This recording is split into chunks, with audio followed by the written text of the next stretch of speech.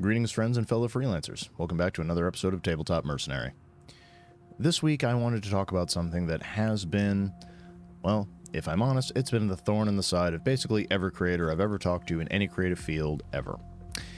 And a lot of us, for some reason, end up getting blindsided by it, and it's something that I really think is important for us all to acknowledge and to understand that there really is no way out of it. You're going to have to work with this if you're part of this profession, if you're doing this as a living. And that is the constant cycle that content becomes.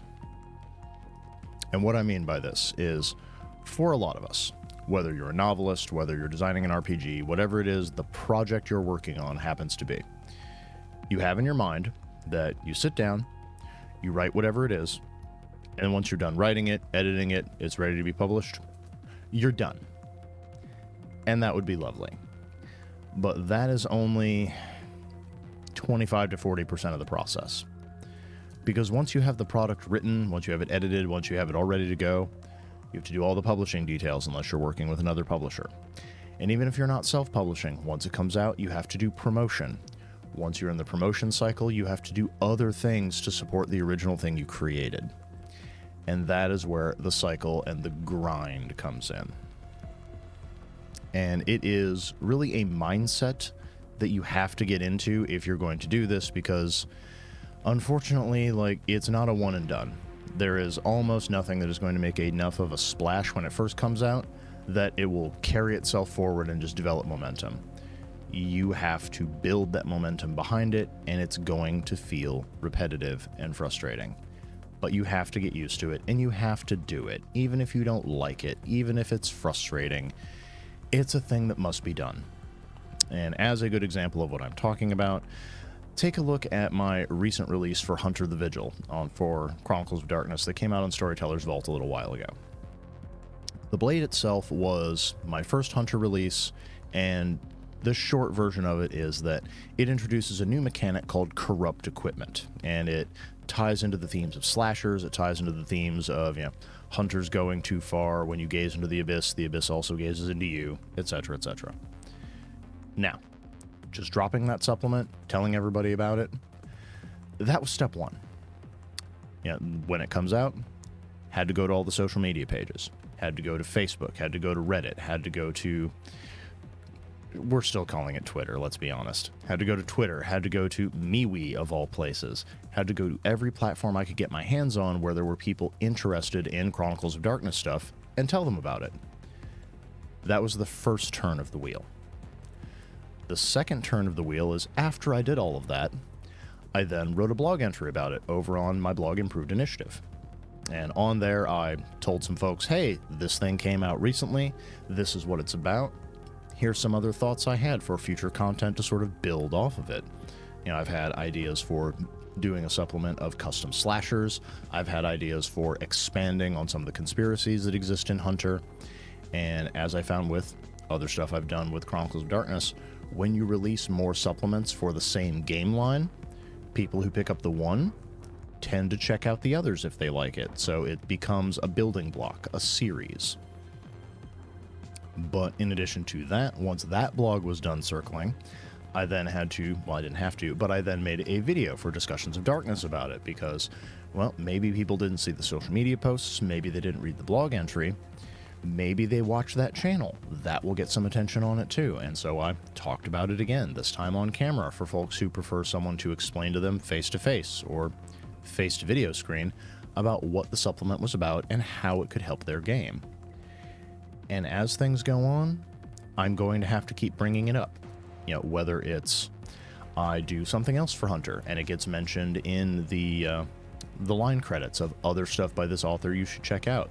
Whether I am writing a blog entry for information about how to build hunters better, whether it's talking about certain conspiracies, I'm going to drop that link into the blog entry. And sometimes I will write blog entries entirely for the excuse to bring up that piece again because I really enjoyed that supplement and it needs to move more copies if I'm going to keep doing stuff for that game line.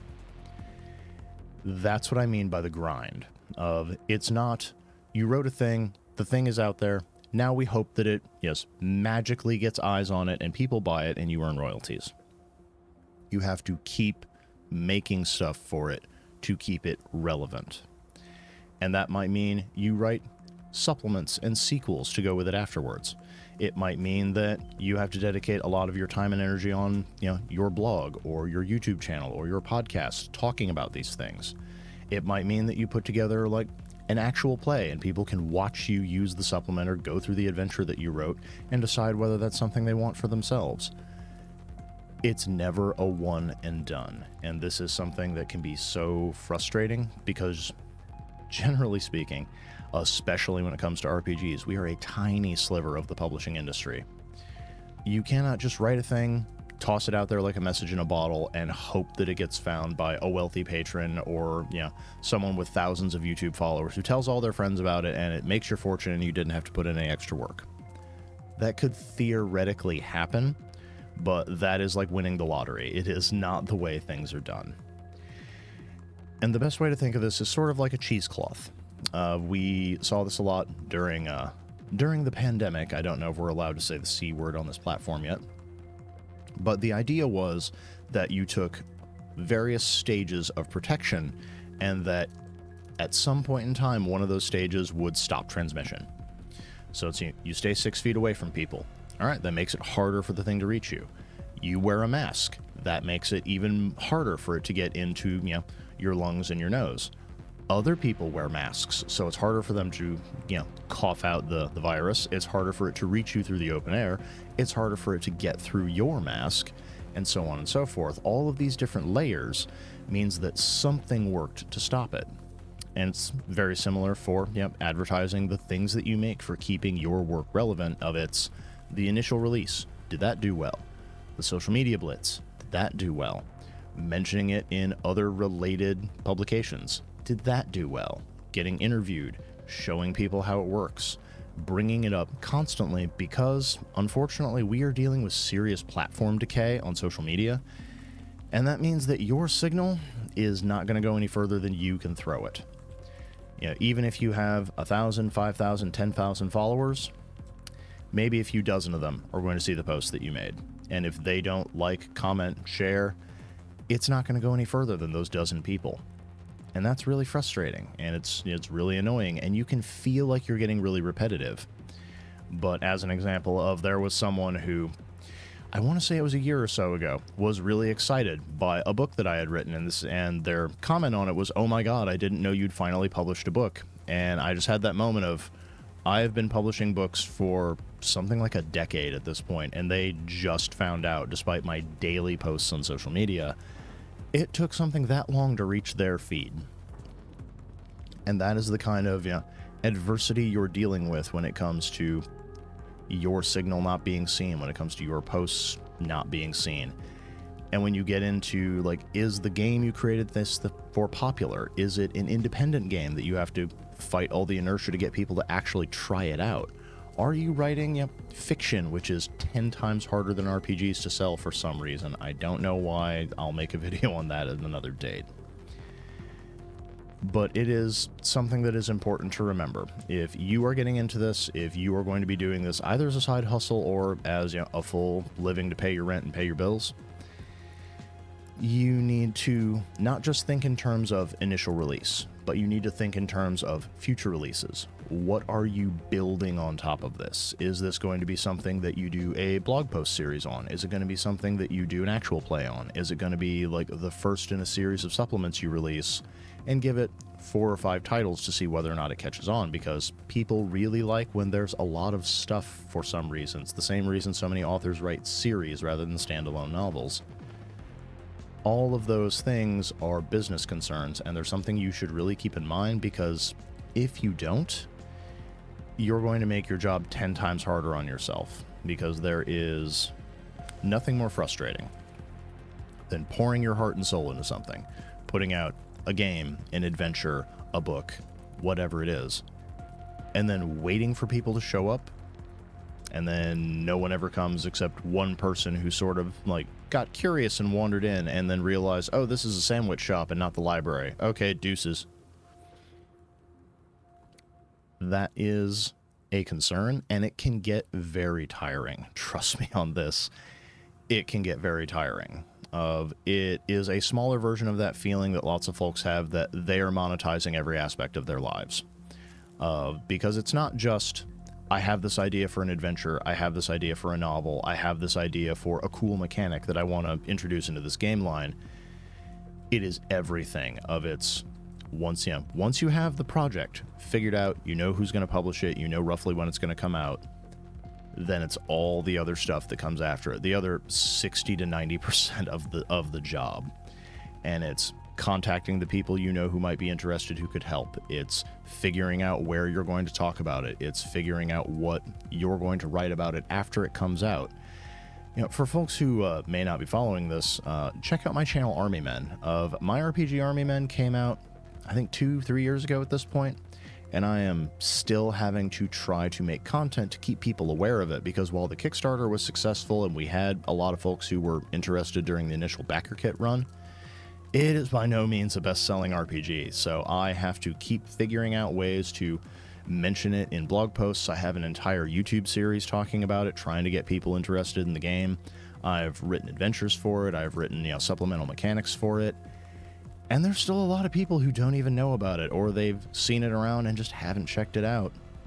The only way to get people from the sidelines and into your game, into your book, is to keep talking about it. And most importantly, you have to talk about it in new and interesting ways. You can't just do the same copy-paste sales pitch once a week and hope that it works. You have to do everything you can to have a new and different layer of that cheesecloth to hit, hopefully, a new audience, or to finally find the thing that tips over someone who's seen it going, fine, I gotta find out what this is about, so then I can know whether or not I need to start checking this out, or I can just permanently ignore everything that has to do with it. But it is a change in your mentality. It's a change in the way you think about things. It moves from being just a creator to someone who is also trying to sell their creation. Because if you don't care about sales, if you're just doing this for the love of the game and you just want to get something out there, that is perfectly fine. If you don't care how many people actually buy copies of the thing, more power to you. I wish you luck in this endeavor. But if you are here to make money, that is probably your primary concern. So take a moment and ask yourself, what do I have planned for the cycles after that release? Because if you don't have a plan, if you're just kind of hoping to wing it and, well, hoping that the zeitgeist decides to boop you on the nose and make your game, your book, the next big thing, you are likely going to be very disappointed. So take a moment, make a plan. Even if the plan goes awry or it doesn't work the way you're hoping it will, it's better to have some structure than nothing. And that is my thoughts for this week.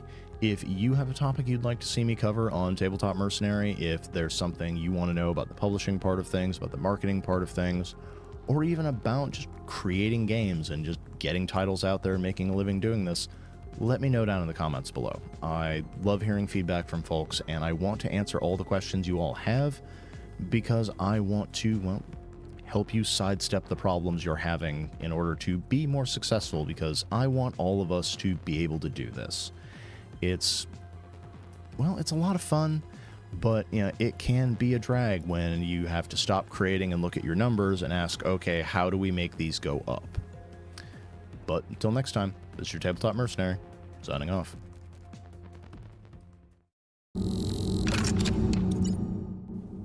First and foremost, thank you for staying to the end of this episode of Tabletop Mercenary. If there's a question you have about being an RPG creator, please don't hesitate to put it in the comments below so I can address it in a future episode. If you want to help me keep the lights on and keep this show going, then please consider subscribing to the channel, liking the video, and giving it a share on your own social media pages to help boost the signal. Lastly, if you really enjoyed this episode, please consider leaving a tip by buying me a Ko-fi or becoming a Patreon patron at the links in the video description below. You'll find me on both sites under the name The Literary Mercenary.